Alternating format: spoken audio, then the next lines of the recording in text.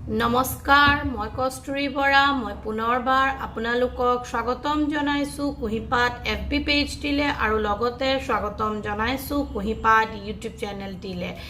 মই বহু আগতে এটা ভিডিঅ'ত বা আগৰ দুটা তিনটা ভিডিঅ'ত আপোনালোকক কৈছিলো যে মই টোপনি সম্পৰ্কে কিছুমান ভিডিঅ'জ আপোনালোকৰ মাজলৈ ইনফৰ্মেটিভ ভিডিঅ'জ আপোনালোকৰ মাজলৈ লৈ আহিবৰ চেষ্টা কৰিম সেই কাৰণে আজি মই বিশেষকে আপোনালোকৰ মাজলে টোপনিৰ সম্পৰ্কে এটি ভিডিঅ' লৈ আহিছো যি ভিডিঅ'ত আমি টোপনিৰ লগত জড়িত কেইবাটাও কথা জানিব পাৰিম ডেফিনেটলি এই কথাবোৰ মই পিছৰ বা পৰৱৰ্তী ভিডিঅ'সমূহত এক্সপ্লেইন হিচাপে এটা আগবঢ়াম যদিও বা থুলমূলকে মই টোপনিৰ সম্পৰ্কে আপোনালোকৰ মাজলে কিছুমান কথা লৈ আহিছো টোপনি আমাৰ প্ৰয়োজন আমাৰ আৱশ্যকতা হয় সেয়া আমি সকলোৱে জানো টোপনি আমাৰ বায়োলজিক্যাল প্ৰয়োজনীয়তা হয় যাক আমি নুই কৰিব নোৱাৰো কিন্তু ইয়াত আটাইতকৈ ডাঙৰ কথা হ'ল এজন ব্যক্তিয়ে হয়তো নাখাই কেইবাদিনলৈও সাৰ্ভাইভ কৰিব পাৰিব বা টোপনিৰ তুলনাত তেওঁ বহুত কেইদিনেই সাৰ্ভাইভ কৰিব পাৰিব কিন্তু এজন ব্যক্তি যদি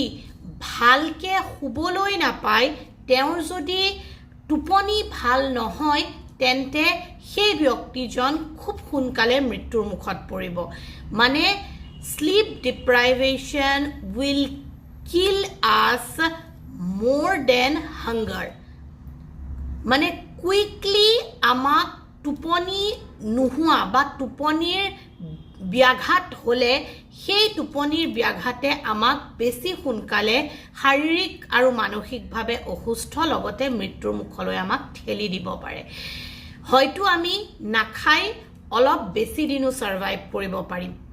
ইয়াৰ লগতে বহুত লোকৰ টোপনিৰ লগত জড়িত বহু ধৰণৰ ৰোগ বা ডিজঅৰ্ডাৰ্ছ বা ইস্যুজ থকা দেখা যায় হয়তো ৰেয়াৰ সংখ্যক লোকৰে মাজত এই ডিজিজ বা ডিজঅৰ্ডাৰ্ছ বা ইস্যুজসমূহ থাকে যদিও এনেকুৱাও নহয় যে সেই ৰেয়াৰ সংখ্যাৰ মাজত কোনো ক্ষেত্ৰত আমি কেতিয়াবালৈ নপৰিম বিকজ যি দ্ৰুত গতিত টোপনিৰ ব্যাঘাত টোপনিৰ কোৱালিটি অফ স্লিপৰ অভাৱে আমাৰ জীৱনত সাম্প্ৰতিক কালত ঠাই ল'বলৈ ধৰিছে বহু ক্ষেত্ৰত বহু লোকৰ টোপনিৰ সময়ত তেওঁলোকে জোকাৰণিৰ অনুভৱ কৰে বা এনেকুৱা তেওঁলোকে অনুভৱ কৰে যে তেওঁলোকে শুই থকা অৱস্থাত তেওঁলোক পৰি গৈছে এই যি প্ৰব্লেমটোক আমি হিপনিক জাৰ্ক বুলি কওঁ মই এই হিপনিক জাৰ্ক সম্পৰ্কেও আপোনালোকৰ মাজলৈ পৰৱৰ্তী সময়ত ভিডিঅ'জ লৈ আহিম হিপনিক জাৰ্কৰ সময়ছোৱাত এজন ব্যক্তিয়ে তেওঁৰ শুই থকা সময়ছোৱাত এক জোকাৰণি অনুভৱ কৰে আৰু তেওঁ সেই জোকাৰণিৰ ফলত টোপনিত পৰি যোৱাৰ ধৰণৰ তেওঁৰ অনুভৱ হয় আৰু যাৰ কাৰণে তেওঁৰ টোপনিত স্বাভাৱিক ৰূপে ব্যাঘাত আহে আৰু এই কণ্ডিশ্যনটো যদি তেওঁৰ প্ৰত্যেক দিনে বা প্ৰত্যেকটো স্লিপতে 2-3-4 বাৰকে আহি থাকে তেতিয়াহ'লেতো তেওঁৰ সঁচাকৈ কোৱালিটি অফ স্লিপ নহয় বা তেওঁৰ স্লিপত অসুবিধা হয় নেক্সট বহু সময়ত বহু লোকে টোপনিত কিছুমান মানে বিয়াৰ্ড এক্সপিৰিয়েঞ্চ অনুভৱ কৰে যাক আমি হেলুচিনেটিং হোৱা বুলিও ক'ব পাৰোঁ আৰু যাক আমি স্লিপ হেলুচিনেটিং বুলিও কওঁ য'ত এজন ব্যক্তিয়ে অনুভৱ কৰে যে তেওঁ টোপনিত কিবা শব্দ শুনিছে তেওঁ টোপনিৰ অৱস্থাত কিবা দেখিছে যিকোনো বস্তু হ'ব পাৰে তেওঁ কাৰোবাক দেখিছে আৰু লগতে তেওঁ কিছুমান টেকটাইল সেন্সেশন মানে স্কিনত তেওঁ কোনোবাই টাচ কৰিছে এনেকুৱা ধৰণৰ কিছুমান বিয়াৰ্ড এক্সপিৰিয়েঞ্চ তেওঁলোকে অনুভৱ কৰে যাক আমি হিপনিক গেংগিং বা হিপনো পাম্পিং বুলি কওঁ যাক স্লিপ হেলুচিনেশ্যন বুলি কয় আৰু যাক মেডিকেল টাৰ্মত পেৰাচোমিয়া বুলিও কোৱা যায় এই ধৰণৰ ইস্যুজবোৰ ৰেয়াৰ যদিও যদিহে এই ধৰণৰ ইস্যুজবোৰ বাৰ বাৰ আমি ফেচ কৰোঁ বা এই ধৰণৰ ইস্যুজবোৰ আমি বাৰ বাৰ খুব অনুভৱ কৰাৰ কাৰণে আমাৰ টোপনিৰ পৰিমাণ কমি গৈছে বা টোপনিৰ আহাৰ যিটো টেণ্ডেঞ্চি সেই টেণ্ডেঞ্চিত ব্যাঘাত হৈছে তেন্তে ডেফিনেটলি ই এক মেজৰ কাৰণ হয় আপোনাৰ শাৰীৰিক আৰু মানসিক স্বাস্থ্যৰ ক্ষেত্ৰত অৱনতি অহাৰ ক্ষেত্ৰত ইয়াৰ পিছত বহুত সময়ত একৰ্ডিং টু সাইকোলজিষ্ট তেওঁলোকৰ মতে এজন ব্যক্তি বিচনাত যোৱাৰ পিছত তেওঁৰ 10 বা 15 মিনিটৰ ভিতৰত টোপনি স্পন্টেনিয়াছলি মানে স্বাভাৱিকভাৱে আহি যাব লাগে এইটো এটা স্লিপ আহাৰ আইডিয়েল টাইম বা এইটো এটা ভাল হেলদি স্লিপ আহাৰ মাৰ্কেবল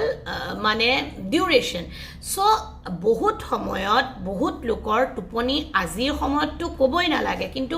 অলপ হ'লে দেৰিকৈ আহে কিন্তু যদি আপুনি টোপনিৰ কাৰণে ৱেইট কৰিব লগা হৈছে আপুনি আপোনাৰ স্লিপৰ কাৰণে ৰখিব লগা হৈছে সেইটো হৈছে খুবেই বেছি বেয়া কথা যদি আপুনি টোপনিৰ কাৰণে ৱেইট কৰিব লগা হৈছে তেতিয়া ডেফিনেটলি আপোনাৰ কি আছে ষ্ট্ৰেছ এংজাইটিৰ লগতে অন্য কিছুমান মানসিক ৰোগ আপোনাৰ মাজত মানে ষ্টাৰ্ট হৈছে বা মানে থিতাপি লৈছে ইয়াৰ পিছত বহু লোকৰ ক্ষেত্ৰত টোপনিত ব্যক্তিয়ে স্লিপ ৱাক কৰে বা তেওঁলোকে টোপনিত কথা কয় এতিয়া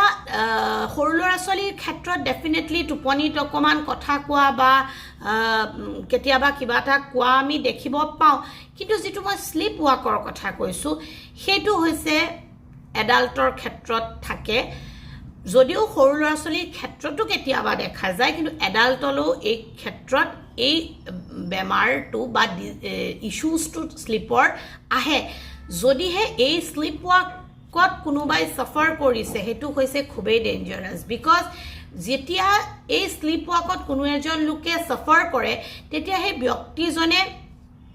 কি কৰি থাকেতো ডেফিনেটলি নাজানে লগতে তেওঁ পিছৰ দিনাও সেই বস্তুটো ৰিকল কৰিব নোৱাৰে আৰু লগতে সেই স্লিপ ৱাকিঙৰ ফলত তেওঁ যদি ভুলবশতঃ গেট খুলি দিয়ে লিফ্ট অপাৰেট কৰি দিয়ে ড্ৰাইভ কৰি দিয়ে বা বহুত ৰিচাৰ্চ আৰু শ্ৰোতে কয় যে স্লিপ ৱাকিঙে ব্যক্তিৰ ক্ৰাইমো কৰাইছে বা ক্ৰাইমো কৰিছে ব্যক্তিয়ে এই স্লিপ ৱাকৰ কাৰণে সো এনে ব্যক্তিসকলৰ এই ইস্যুজ থকা ব্যক্তিসকলক কোনো কাৰণে অকলে ৰখাটো উচিত নহয় আৰু তেওঁ তাৰ যিখিনি প্ৰিকশ্যনেৰী প্ৰটেকশ্যনছ বা ট্ৰিটমেণ্ট সেইখিনি ডেফিনেটলি যিমান পাৰে সিমান সোনকালে লোৱাটো প্ৰয়োজন আমি টোপনিৰ ক্ষেত্ৰত এটা খুব বিশেষ ফেক্ট দেখিবলৈ পাওঁ যে সৰু ল'ৰা ছোৱালীখিনিৰ ক্ষেত্ৰত টোপনিৰ মাত্ৰা বাঢ়ে মানে ষ্টেণ্ডাৰ্ড টাইমটো বাঢ়ি থাকে আৰু যেতিয়াই যিমান বয়স হৈ তেওঁলোক ডাঙৰ হৈ আহে সিমান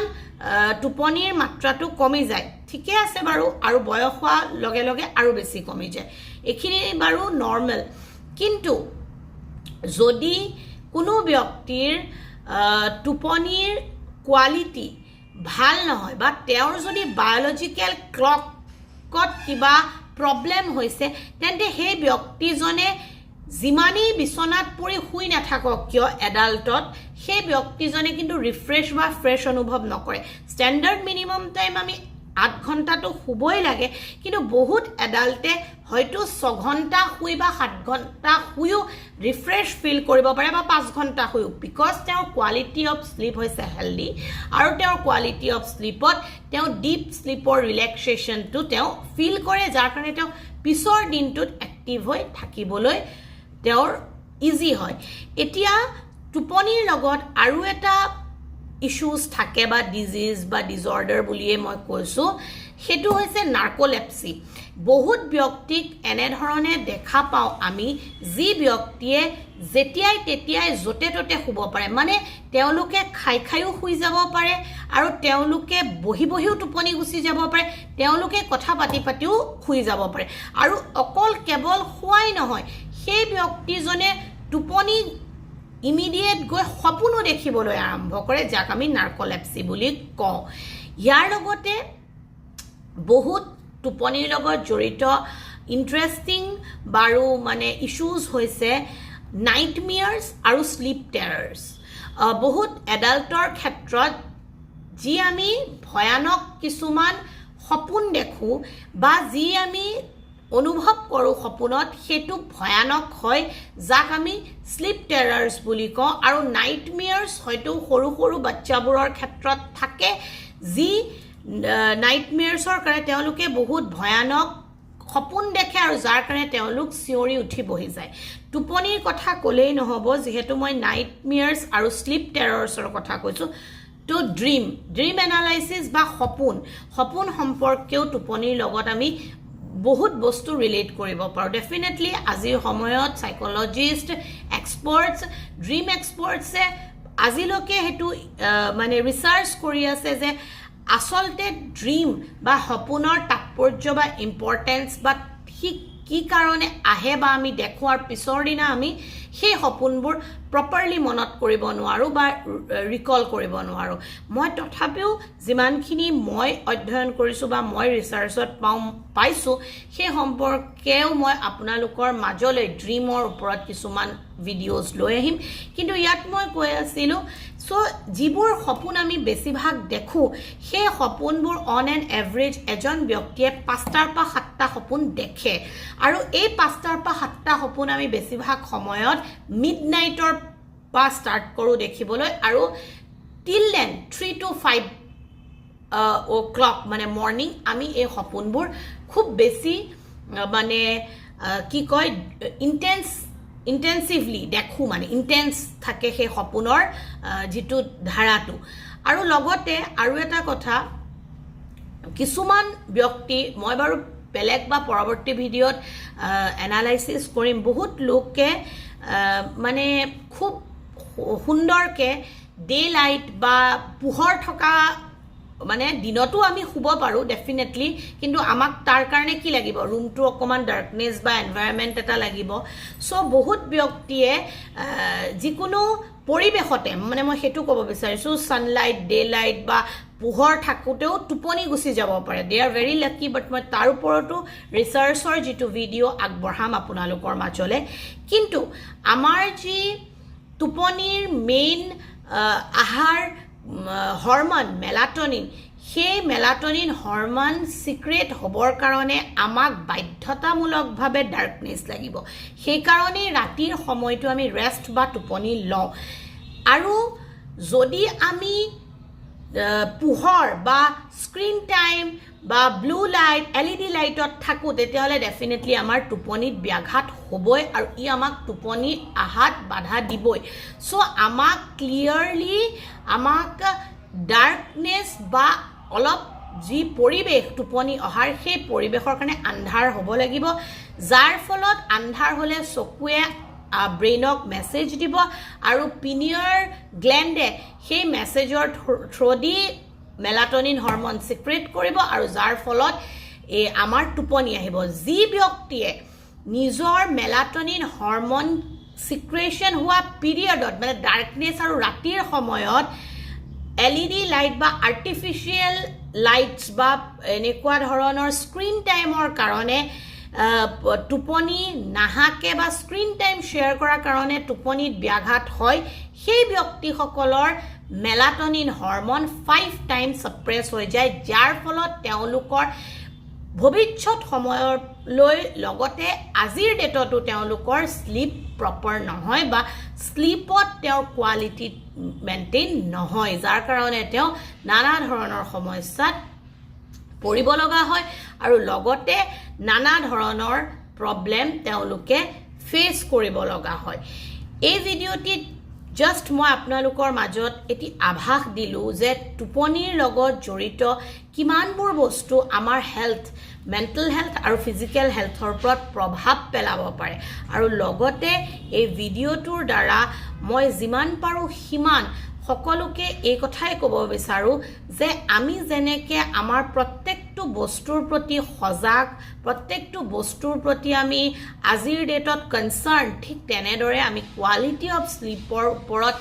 এইকাৰণেই দৃঢ়ভাৱে এৱাৰ আৰু কনচাৰ্ণ হ'ব লাগে, কাৰণ টোপনি আহাৰ কাৰণেহে আমাৰ লং টাৰ্ম মেমৰি ছেভ হয়, আমাৰ ব্ৰেইনত আমাৰ মেমৰি টিস্যু ইম্প্ৰুভ হয়, মেমৰি ট্ৰেছ হয়, যাক ছায়েন্সত কনচলিডেশ্যন বুলি কয় এই প্ৰক্ৰিয়াটোক, যাৰ কাৰণে আমি প্ৰত্যেকবাৰ টোপনিৰ লং টাৰ্ম মেমৰি ছেভ কৰি ফিউচাৰত গৈ ৰিকল কৰিব পাৰোঁ, আৰু টোপনিয়ে